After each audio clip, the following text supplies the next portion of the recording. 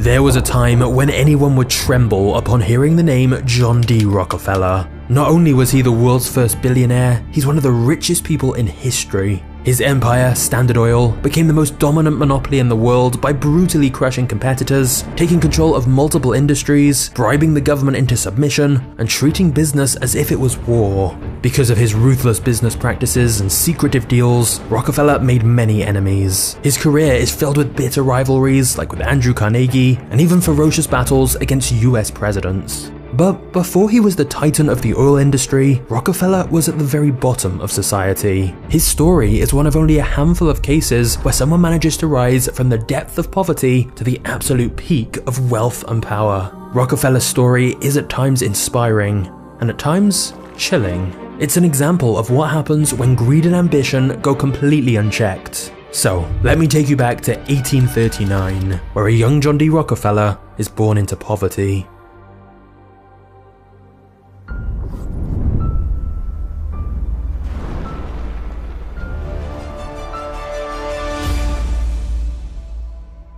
In 1839, John D. Rockefeller was the first child born into a family of peasant farmers with no cash to spare. In his small town of less than 1,000, the most mysterious character to be found was undoubtedly John's father, who was known as Devil Bill. Instead of helping on the family farm, Bill did just about anything else. He was an athlete, ventriloquist, hunter, hypnotist, and even an animal trainer. Once he won a bear in a competition, kept it as a pet, and taught it to do tricks. Bill did a little of this, a little of that, but not much of anything. Bill would also spontaneously skip town in the middle of the night, leaving John and his siblings to fend for themselves for weeks or even months, only to reappear in a luxurious carriage and shower John and his siblings with toys and gifts. And this confused John, because his family lived in a crumbling old house, wore tattered clothes, and they were hungry and cold every night. They lived a pitiful life, with these occasional bouts of luxury when his father returned. And the reason for that was because Bill lived a secret double life as a con artist. Whenever he disappeared, Bill changed his name from William Rockefeller to Dr. William Livingston, and travelled from town to town selling useless herbal remedies and potions to the sick and desperate. Because Bill was usually far away running scams, John's mother enlisted John's help working at the farm, where she instilled a strong religious faith and sense of duty in him whilst they ploughed the fields. For a boy younger than 10, balancing school and farming was backbreaking, but it taught him the value of discipline and hard work. John was proud to be helping his family out. In fact, he even started coming up with other ways to make money. For example, John once followed a wild turkey into the woods, stole its eggs, and raised the hatchlings. When they matured into turkeys, John sold some of them for a tidy profit, and kept the rest so he could get more eggs and repeat the process. Despite his young age, John was now pitching in a few dollars every week, and was making a serious impact on the family's finances. It looked like the Rockefellers might finally have a decent and stable life. However, when John was 10, his father Bill was accused of sexually assaulting a young woman. Even though nothing was proven, the Rockefellers still faced public disgrace, and so they were forced to pack their bags and find a new home. You'd think after this event, Bill would dial back his schemes, his infidelity, and focus on healing his relationships to his family. But instead, he did the complete opposite. Whilst using his fake identity of Dr. William Livingston, Bill married another woman in a different state where no one recognized him. Of course, he kept this a secret, and neither John's mother nor the other woman ever knew he had two wives. But the effect was evident. Bill was almost never around. So the Rockefellers moved from town to town, and John took on more responsibility as the unofficial head of the household. All whilst going to school, he kept finding ways to make money, manage the family's finances, and he even started giving out very small loans. Finally, the Rockefellers found a good home in Cleveland, Ohio, but now that John was 16 and nearly done with school, he wondered what the next phase of his life would be. John wanted to go to college, but by this point he had 4 siblings and a 5th on the way. And since John's father was absent even more than normal now that he had his secret other wife, John's mother relied on John to help pay for their food, housing, and education. This meant college was out of the question. John had to get to work immediately. And so, just 2 months before his graduation, John dropped out of school and began looking for a job in Cleveland. He was after something big, so he made a list of all the biggest railroads, banks, and wholesale merchants in the city. However, every time John showed up to an interview, people laughed in his face when they found out he was only 16 years old. John faced rejection after rejection, but no amount of humiliation was going to stop him, and after 6 long weeks, he got an interview at a small firm that needed help with bookkeeping. When they saw John's excellent penmanship, they decided to give him a chance and told him to get to work immediately, not even mentioning how much he'd get paid. John was ecstatic, and for the rest of his life, he celebrated September 26th as a personal holiday he called Job Day. To him, it was even more important than his own birthday. Even though it was not a massive operation, John's first job taught him how to deal with suppliers, pay bills, and see the inner workings of a real business for the first time. One day, his boss came in with a check for $4,000 and put it inside a safe. John knew the safe's combination, so when his boss was gone, he opened it up just so he could hold the note in his hands, hypnotized by how much it represented. John dreamed of someday making as much money as his bosses, and so every morning before heading off to work, he began repeating to himself, "I am bound to be rich." On the last day of 1855, John's bosses gave him his payment. $50, which meant he'd only earned a little over 50 cents a day. It wasn't much, but since he'd done such a good job, his bosses raised his salary to $300 per year, the equivalent of around $11,000 today. The raise gave John something he deeply wanted, independence from his father. Now, with his mother's help, he could finally give his family the stable life they yearned for. And from early on in his career, John personally gave around 10% of his salary to various charitable causes. But after 2 years of diligent work, a recession slowed the business down, and one of the founders quit the firm. All of his responsibilities fell onto John, who became the company's lead accountant. However, John knew the economic downturn had caused a sharp decline in the firm's revenues, and he suspected that soon the firm may have to close down completely. And yet, John wasn't worried. His 2 years of experience in the job had given him a huge amount of confidence, and so John was already planning his biggest move yet. John D. Rockefeller was ready to start his own company.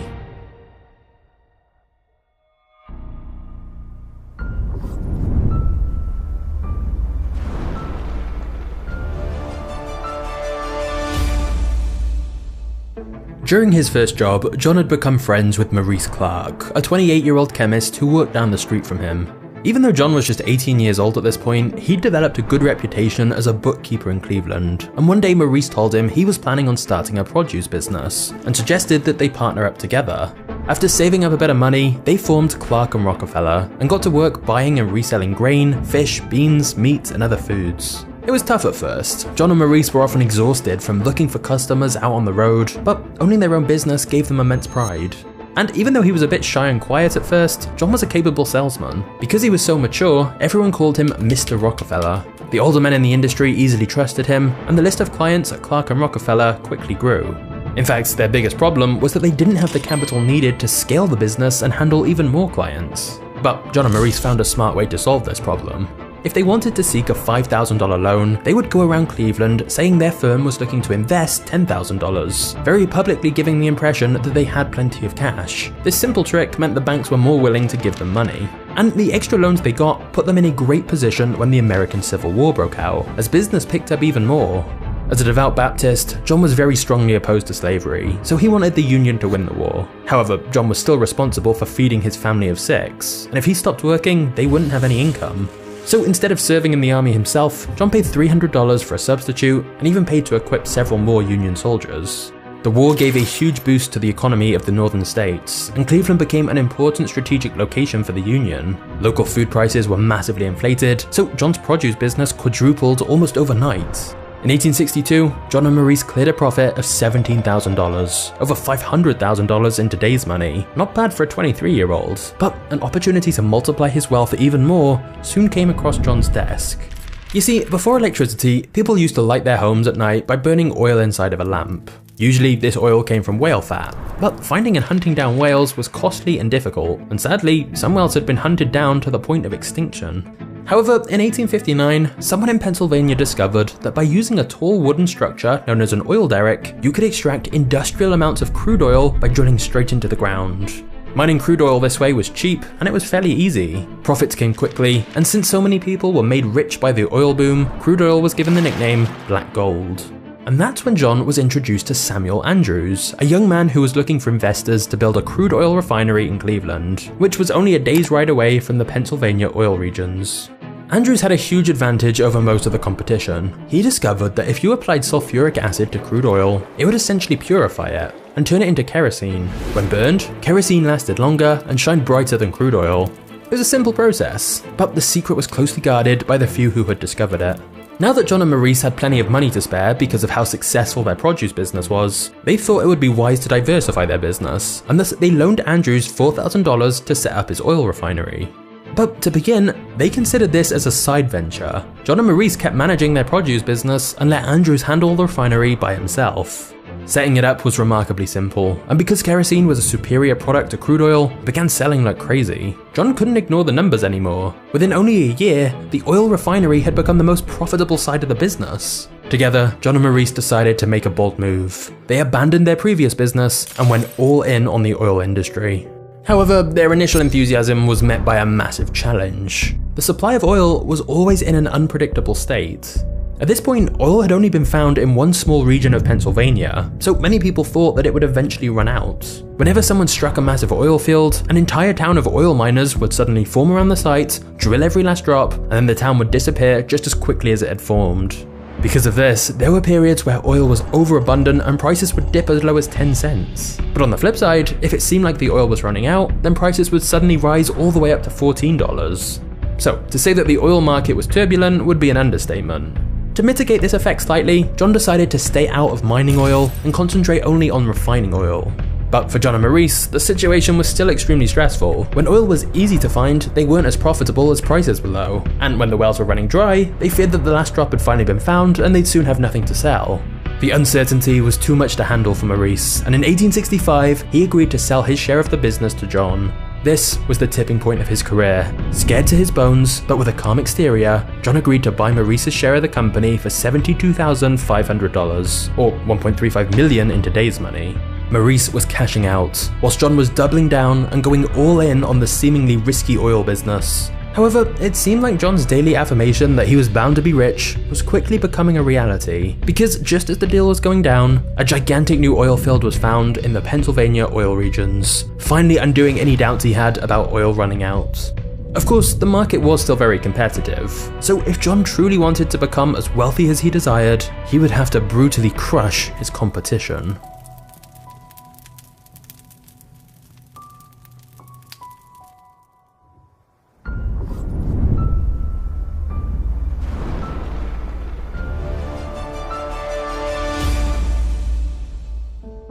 The year before buying his business partner's share of the company, John married a woman who shared his religious devotion. Even though he was now making good money, John bought a modest house in Cleveland where they began to raise a family. So with his home life in order and the northern economy booming after the Union Army won the Civil War, everything was ready for John to begin building his empire. Now that his partner was gone, John rebranded the company under a new name, Standard Oil, and he got to work building a second refinery and began exporting kerosene to Europe. John was confident that the oil industry would make him extremely rich, but it quickly became apparent that he needed some help. So John took on a new partner to help him run the company, a man named Henry Flagler, and the two men were remarkably similar.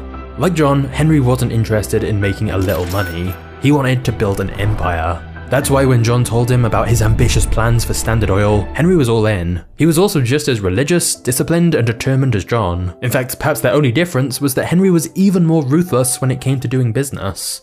Henry approached business the same way he would approach war. The only way to win was to completely crush your enemy, and so John adopted this philosophy as well.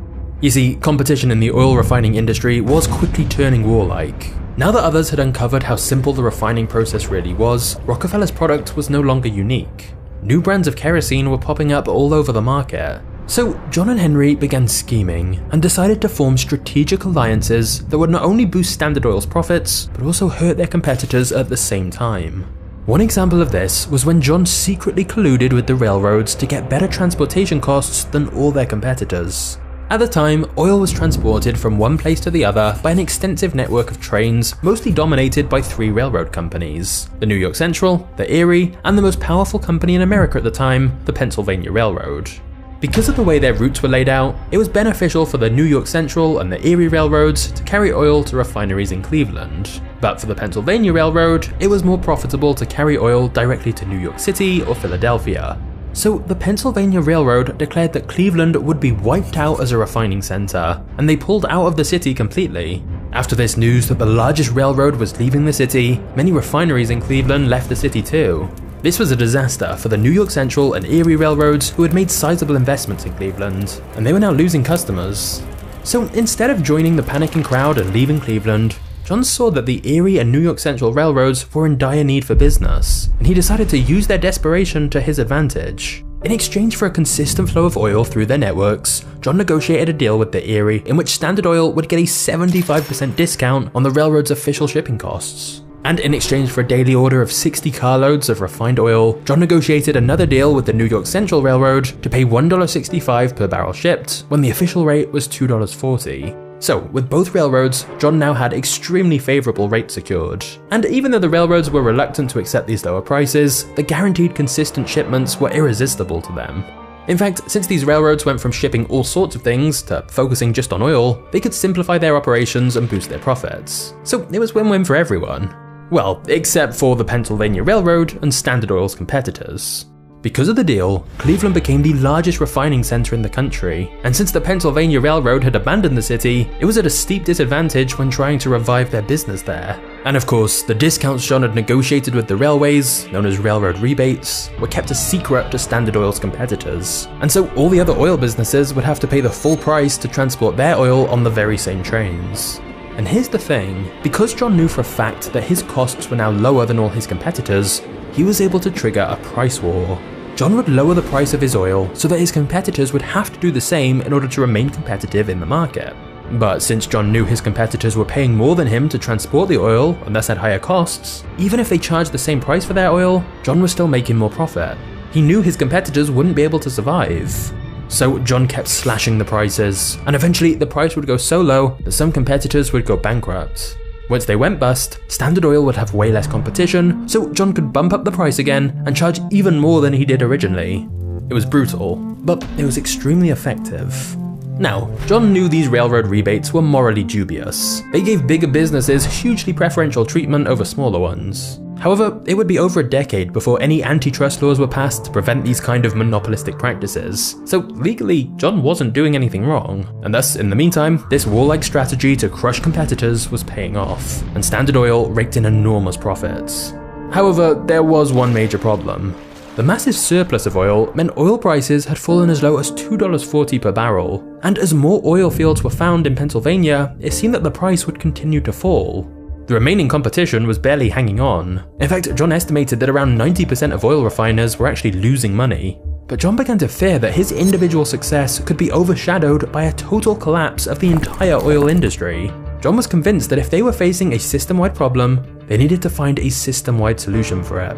And John's solution would be to organize an even more dominant monopoly, the likes of which had never been seen before.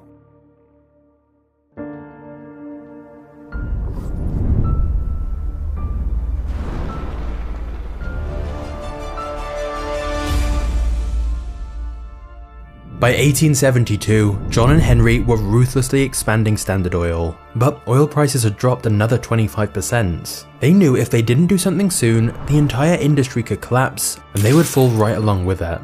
So John decided to collaborate with the president of the Pennsylvania Railroad, Tom Scott.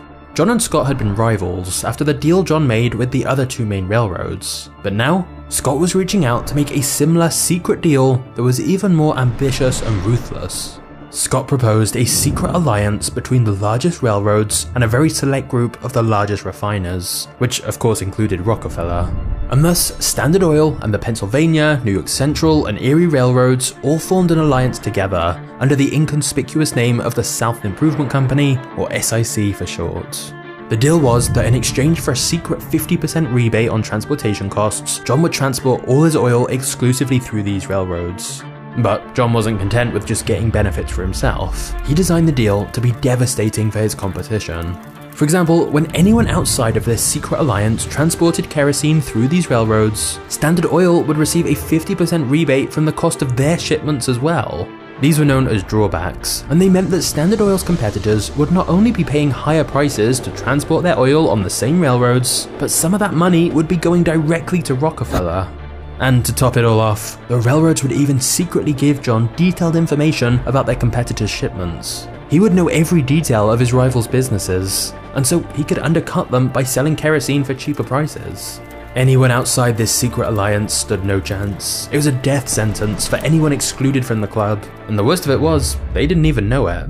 However, whilst many of Rockefeller's critics call this whole arrangement a shameless power grab, to John, he truly believed it was the best way to save the oil industry. Because as things stood with so many competitors, their product was getting closer and closer to being given away for free, as there was so much supply of oil readily available. He believed wiping out these smaller refiners would help the oil industry overall. But either way, it didn't matter, because rumors of a railroad and refiner cartel soon began to spread. When people read in the newspapers that the rates for the 3 most important railroads in the country had doubled overnight, they knew exactly who to blame: Tom Scott of the Pennsylvania Railroad and John D. Rockefeller of Standard Oil.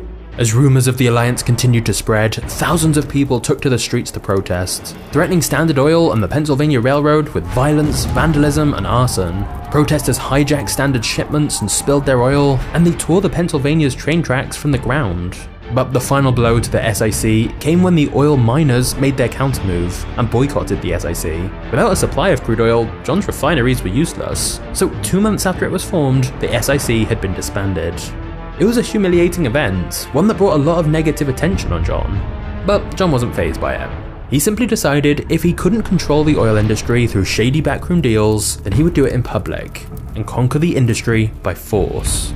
John wanted to bring as many refineries under Standard Oil as he could, and to his surprise, the SIC fiasco had actually caused one important change in the industry. Despite the very public fallout of the SIC alliance, there were still whispers of a secret railroad and refiner cartel, with many people paranoid that there must still be some kind of secret deal in place between the big railroads and the big refiners. Even though there wasn't, the rumors spread everywhere. Oil refiners were scared that if Standard Oil still had a secret deal with the railroads, they would get crushed, and John decided to leverage this threat to his advantage. In a period of 6 weeks, now known as the Cleveland Massacre, John managed to intimidate 22 out of the 26 oil refining companies in Cleveland into selling out for fractions of what their businesses were actually worth. So even though the SIC hadn't gone ahead, the fear it had created pressured many refiners into panic selling their companies to John. Plus, since many other refiners were losing money anyway, John would show them his company's finances so they could see how well Standard was doing, and to prove to them that he could outlast them all. For most refiners, the choice between fighting a losing battle and cashing out was obvious. And whenever anyone sold out, John gave them only 2 options. They could either sign a damning contract prohibiting them from ever joining the industry again, or they could join Standard Oil. Since most competitors chose to join Standard, John had the brightest minds in the industry working for him. All those entrepreneurs who'd been running their own companies were now brought under the Standard Oil umbrella into one giant company. Also, when the new refineries came under Standard's ownership, they outfitted them with the latest oil refining technology, which drastically cut costs. By mid-1873, John was in control of an empire with a growing number of highly efficient refineries that together could ship out over 1 million barrels of kerosene every year. He now had a monopoly over the Cleveland refineries. However, on September 18, 1873, a day historians call Black Thursday, a series of bank failures plunged the US economy into a national recession that lasted 6 years. For the first time, oil prices dropped not because there was too much supply, but instead because of a total lack of demand. Standard began operating only 2 of their 6 main refining plants in Cleveland.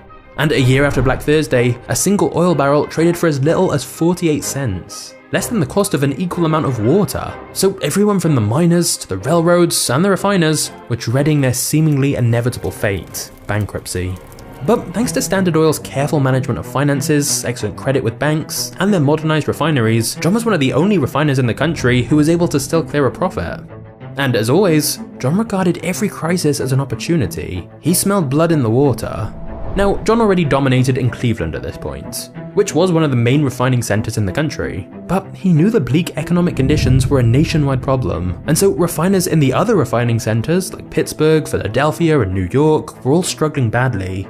And thus, John decided this was precisely the right time to acquire as many of them as he could.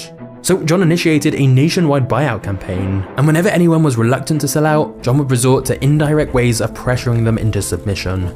For example, he would buy all the available refining machinery and barrels, so competitors couldn't even make or package their oil. And if somehow they managed to make any oil, he would reserve every railroad for months, so they couldn't even ship it anywhere. Another one of John's brutal business tactics was to pressure the railroads to raise prices for other refiners high enough that they would soon face bankruptcy. Since he had detailed records of all his competitors' shipments, he would wait for them to be on the verge of ruin, and then he would offer to save their business by buying them up for pennies. Eventually, everyone who Standard Oil wanted to acquire was either absorbed into the growing giants or crushed under its pressure.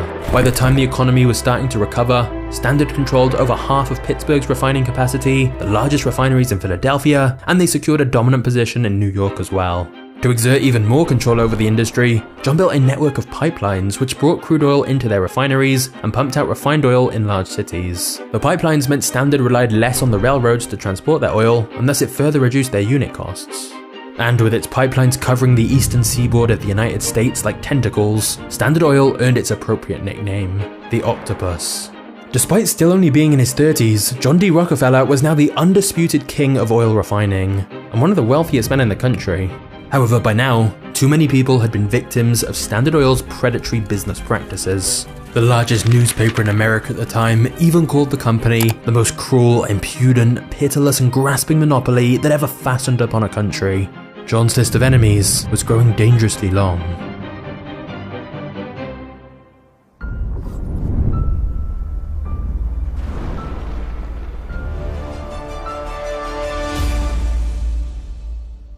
For the railroad companies, the oil industry was a tremendous source of business, as miners needed to get oil from wells to refineries, and refiners then needed to get it to the big cities. However, when Standard Oil began laying a vast network of pipelines all across America's eastern shore, the railroad companies were faced with the fact that one of their most important customers was making them obsolete. So Tom Scott, the owner of the Pennsylvania Railroad, decided to lay his own pipelines. But he also did something he knew John wouldn't like. He started building his own oil refineries. Now, Scott was in direct competition with John, so John interpreted this as declaration of war. He decided to launch an all-out attack against America's most powerful company. First, John cancelled all his business with the Pennsylvania Railroad and redirected all that oil to other railroads instead. Then, John lowered the price of Standard Oil kerosene, which meant that competitors had to do the same, thus reducing their profit margins and decreasing the shipment orders on the Pennsylvania Railroad. And finally, John convinced the New York Central and Erie railroads to lower their shipping fees drastically for everyone to make sure the Pennsylvania Railroad lost even more business. And these strategies most definitely worked. To compete with all this, the Pennsylvania Railroad literally had to pay refiners to transport oil for them. Scott also had to lay off hundreds of his employees and reduce the salaries of those who stayed by 20%.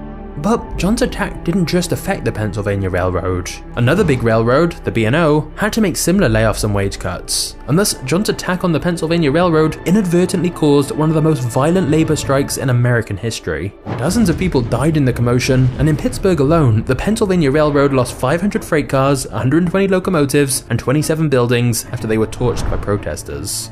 Even John started to get concerned by the chaos that was unfolding. Before long, the Pennsylvania Railroad, a Goliath once thought to be invincible, had lost the battle against Standard Oil, and Tom Scott was more than ready to surrender. Scott was in a desperate position, and John's business partner Henry, who saw business as war, saw this as an opportunity to crush him totally. But John had a better idea, and instead moved to coordinate a massive deal with the railroads. John agreed to help the Pennsylvania Railroad survive by guaranteeing 47% of Standard's traffic to them. The New York Central, the Erie, and the B&O got the rest of it. In exchange for the steady source of shipments, John demanded a very large secret rebate on the Pennsylvania's official rates, he demanded even more detailed information about their competitors' shipments, and he wanted 20 cents for every single barrel that passed through any of the railroads as well. A lot of this was similar to the secret alliance that had been proposed before, but this time John was the one who held the balance of power and could basically demand what he wanted. The railroads had little choice. And thus, the deal effectively made John one of the most powerful men in America. John basically now owned the railroads, he essentially controlled the oil industry, and had an all-seeing eye into every one of his competitors. He completely dominated Cleveland, Pittsburgh, and Philadelphia, and there were only a few scattered refineries in New York that weren't his. Standard Oil was now in control of about 90% of the entire oil refining industry.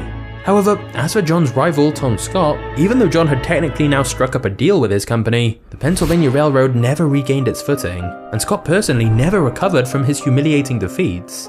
Just a year later, Scott suffered from a stroke and died shortly after.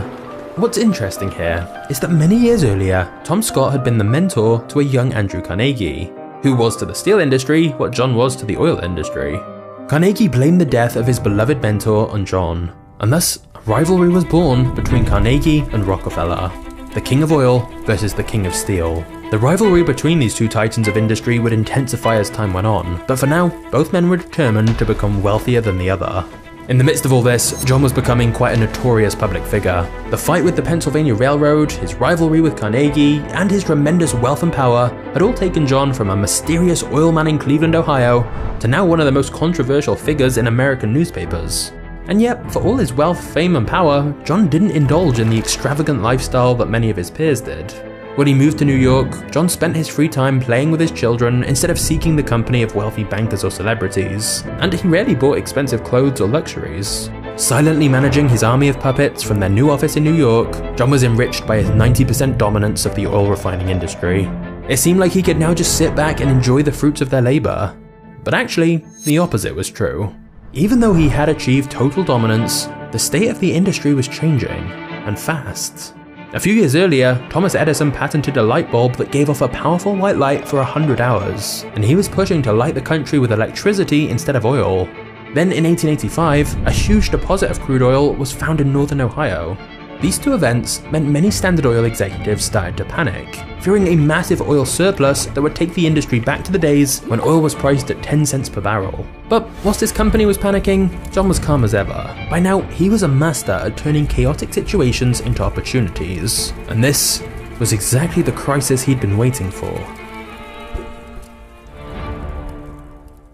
But before we get to that, let's talk about an opportunity for you. Because it's been said that attention is the new oil. The people who understand how to get their message across and build an audience are the ones currently dominating in business. And that's where today's sponsor, School, can help you. School is a platform where you can create your own community or discover new ones. And having your own community means that you'll have a group of members who are naturally paying attention to your message as they engage each day. On School, you can create your own community within minutes and customize it how you want. Your members can join for free or by paying for membership. And you can share access to courses, events, bring people together, and keep your members highly engaged using School's built-in leaderboards and gamification. So if you want a place to connect with your audience, School is perfect for this. And if you're wanting to check out a new community to find people like you can easily do this too. School is the ideal way to discover communities or create your own. Just click the link in the description below to check it out for yourself.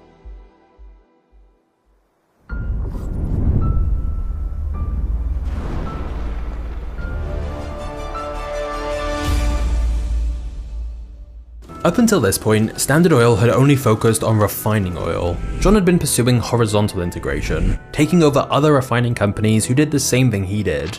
But John knew that the discovery of oil in Ohio would change the oil industry, and he wanted to ensure his company profited from Ohio's new oil fields. So this was just the excuse he needed to begin radical plans for vertical integration, where Standard Oil would now be involved in every step of the supply chain. John essentially wanted to cut out any middlemen and control the entire oil industry himself, from oil wells to refineries to transportation, storage, and distribution. And thus, John doubled down on every step of the business, turning Standard into its own supplier, transporter, producer, and retailer. Standard Oil's existing operation had the strong base of industrial infrastructure it needed to make sure it kept making money, whilst John figured out how to profit from Ohio's new oil fields. He began buying up land in the area, building hundreds of derricks to drill for oil, and laying new pipelines to transport it. However, it quickly became clear that Ohio's oil had one glaring problem. Even after it was refined, it had such a terrible smell that people called it skunk oil, and so nobody wanted to buy it, and it traded for as low as 15 cents per barrel. Almost everyone else gave up trying to sell the skunk oil immediately, but instead, John hired a team of chemists to study the skunk oil, and within a year, they'd found a way to remove the sulfur in the oil which had been causing the terrible smell. Standard was now the only company selling this new, cheaper form of oil, and this gave John a massive head start when a few years later, oil began breaking out in immense quantities in Oklahoma, Texas, Kansas, and California. It was now evident that America was sitting on an ocean of petroleum, and the company best poised to take complete advantage of it was Standard Oil. It was also around this time that automobiles were beginning to replace the horse and carriage, and luckily for John, the process of refining crude oil produces one key waste product, gasoline. With wealthy consumers being introduced to the automobile, Standard found a reason to transform a material they typically discarded into an immediate source of extra profits. This meant that even when the United States was thrust into another economic depression in 1893 and 600 banks had to close their doors, John was once again prospering amidst even the worst economic conditions. With John's fortune growing larger than ever, John took more of a backseat in day-to-day operations at Standard Oil and began to think more about investing elsewhere. For a man as capable in business as John, you'd expect he'd probably also be a decent investor. But if you took a look at John's personal investments at the time, you'd find most of them were deep in the red. John knew if he wanted to keep the generational wealth he'd acquired up to this point, that he needed to get his investments in order. So he hired a Baptist minister called Frederick Gates to help him. Now, it's impossible to know what John was thinking when he hired a former priest to administer his fortune. But years later, when John was asked who was the greatest businessman he'd ever met, he pointed to Frederick. And there's no doubt Frederick helped grow John's fortune much larger with a series of strategic investments. It was also around this time that John's son, John Jr., graduated from university, and John thought it would be a good idea to have Jr. learn from Frederick. Frederick taught Jr. how to invest, how to negotiate, and before long, the two of them had turned John's laughable portfolio into a wealth multiplication machine. It was at this point that John told them to start making huge investments in other industries, like buying up railroad companies, which would come in handy later. But the most critical of these investments was a long strip of land in Minnesota, known as the Mesabi Mountain Range. In this territory was a 120-mile-long vein of the highest quality iron ore found to date, potentially the largest in North America. Now, iron is the main ingredient needed to produce another important material, steel. So when Andrew Carnegie, the Steel King, heard this news, he feared that John was planning to compete against him in the steel business. And in fact, John had been planning to do this for a long time. Up until now, Rockefeller and Carnegie's rivalry had really only been about who was wealthier, but now they were in an open battle in Carnegie's territory. John was no longer content dominating the oil industry, he was now coming after the steel industry.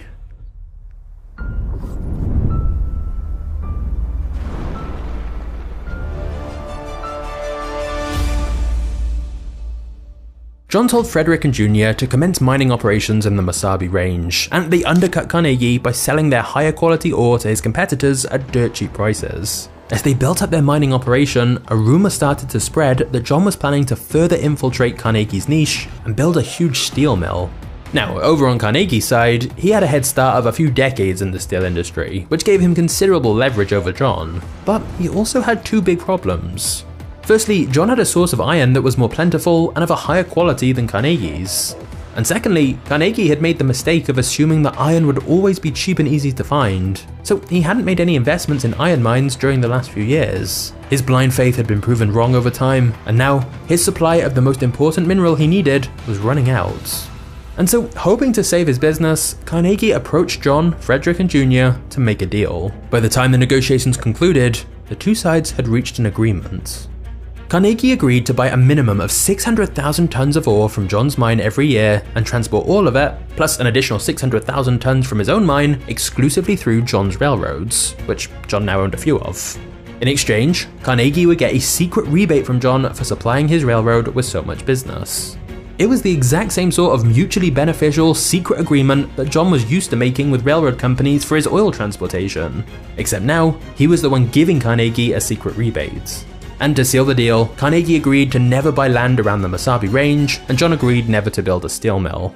The partnership was win-win for both men, and so it seemed they were willing to overlook their differences if it meant they'd both profit hugely, and of course at the same time, hurt both of their competitors. The agreement between these two former rivals soon made news headlines, provoking a craze on Wall Street. Investors hoped to get rich by investing in John's iron mines and Carnegie's steel mills, which both looked unstoppable now they were working together rather than competing.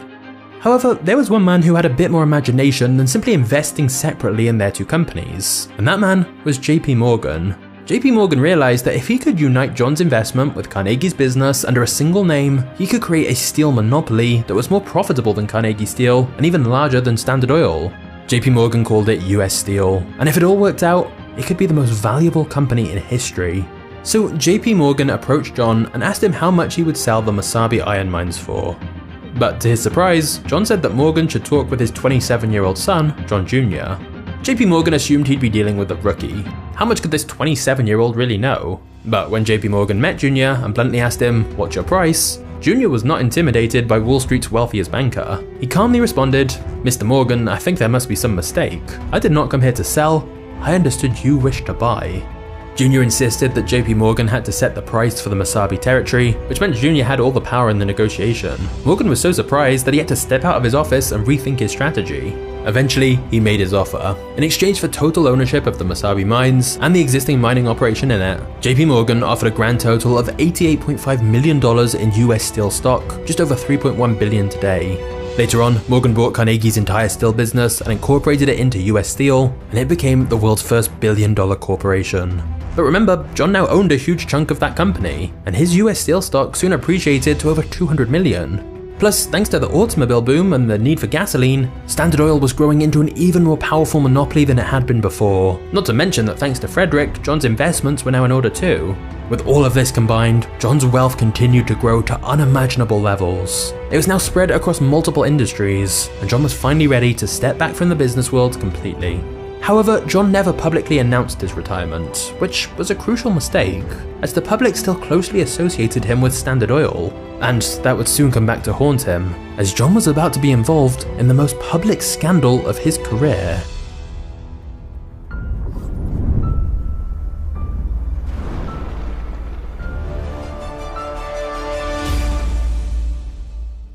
Even though he was now retired, John still owned around 30% of Standard Oil's stock. And because of the tremendous growth of the auto industry, he was actually getting wealthier in retirement than when he was working. However, because of their brutal business practices, Standard now had such a negative public image that US President Theodore Roosevelt saw it as the perfect target to fight against in his rise to power. Now, this wasn't the first time he tried. Previously, Roosevelt passed a bill that punished railroad rebates. But it really wasn't enough to get the public excited, and the end of his first presidential term was coming up. So Roosevelt detected that the public opinion of John and Standard Oil was quickly turning from a mere dislike to a passionate hatred, and that was largely thanks to a journalist called Ida Tarbell. You see, Tarbell's father was one of the oil refiners who were bankrupted by John's ruthless business tactics a long time ago. Her father's business partner even took his own life after their wealth was destroyed by John. Now, Tarbell was publishing monthly articles that told an in-depth story about the company and the man who had bankrupted her father and made her childhood miserable. As you'd expect, she didn't have many nice things to say. Tarbell managed to break through John's wall of secrecy, and so the dark history of the once mysterious Standard Oil was now in full view, with John as its protagonist. His backroom deals with railroads, his intimidation tactics, the politicians they bribed, everything was fully revealed, and the American public devoured the story. The series even exposed John's father's history of scams, his sexual abuse accusation, and they eventually discovered his second marriage, which took a heavy emotional toll on John and his family. Needless to say, John never responded to anything Tarbell wrote, and so his public image was contaminated as she publicly condemned him. And his silence only angered the public further, so in a few years, John went from one of the most private and mysterious members of the American elite to the national embodiment of corruption and greed. Now, the public was dying to see John and Standard Oil pay for their crimes. So as President Roosevelt approached the end of his first presidential term, he saw an opportunity to use the public sentiment to his advantage by making Standard Oil his enemy. In his presidential campaign, Roosevelt promised to take down the monopolies, and thus when he won the re-election, it was time to make good on that promise and wage war on Rockefeller's empire. He launched a full-fledged investigation into Standard Oil, and now the anti-monopoly laws that corrupt politicians always ignored got used to their full potential. Roosevelt announced that the government would prosecute Standard with the full force of the United States government in a historic all-out attack. Standard was charged with monopolizing the oil industry, predatory pricing, negotiating railroad rebates, corporate espionage, and secret ownership of competitors. Apart from having to fight 21 lawsuits in individual states, the federal government hit Standard with the largest lawsuit in history up to that point. There were over 1,000 exhibits, 444 testifying witnesses, and over 12,000 pages of damning evidence that Standard Oil was, indeed, a monopoly. The lawsuit was so vast that it continued years beyond Roosevelt's presidency, but his ambition to defeat Standard Oil would eventually be satisfied.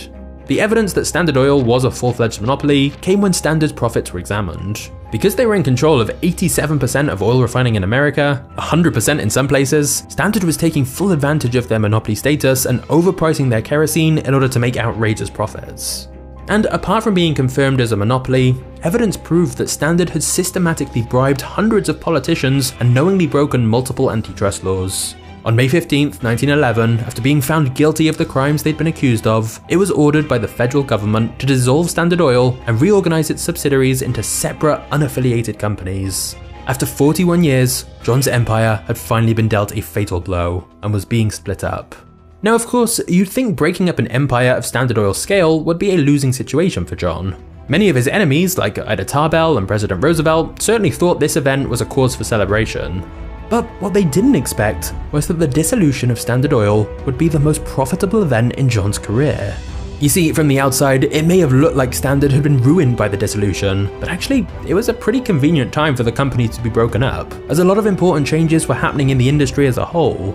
As more oil fields were found in places like Texas and California, independent refiners were starting to find their footing in new markets faster than Standard could absorb them. The Middle East and Russia were now looking like their first worthy international competitors as well. And the year before the verdict, gasoline had surpassed kerosene sales, and so the entire focus of the industry was changing. And because John still owned around a quarter of Standard Oil, when it was broken up into 34 different companies, he got his share of stock in all of them. And after they were open to public trading, investors nearly tripled the value of his shares. So John became even richer. By the end of 1911, the same year that Standard Oil was dissolved, John was getting close to becoming the world's first billionaire. Andrew Carnegie was now left far behind in the fight for the title of world's richest man. But now that John had achieved such unimaginable wealth, just one question remained. What was he gonna do with all that money?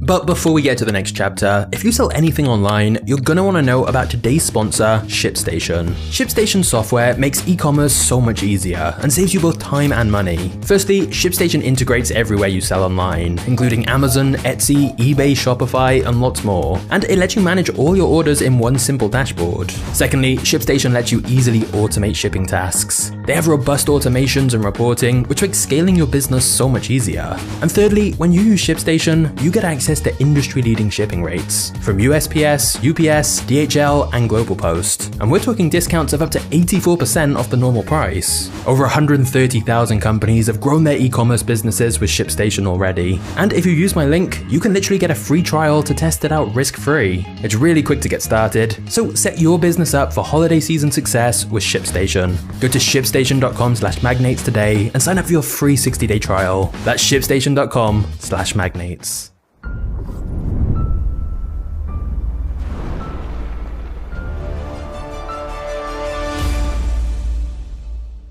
John was the wealthiest man in the world, and now that he was retired and that his old company had been dissolved, he decided to dedicate the rest of his life to philanthropy.